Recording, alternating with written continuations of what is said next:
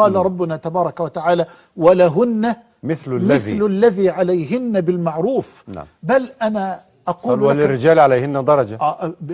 هذه القوامة يفهمها كثير من الناس فهما خاطئا.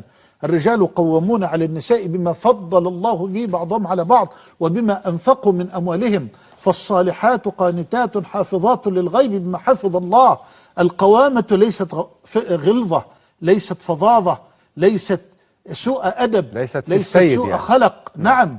وإنما القوامة رحمة، إي والله، ورجولة ورقة وإنفاق وسخاء وأدب ومعاملة كريمة. يعني أخي محمد، رجولة وليست ذكورة. اعلم يقينا أنك لن تستطيع أن تملك قلب امرأتك ولو أنفقت عليها ملء الأرض ذهبا إلا بالحب والود. الله. إي وربي. يعني اكسر لها الضلع يطلع لها 24 يا مولانا. هذا كلام كله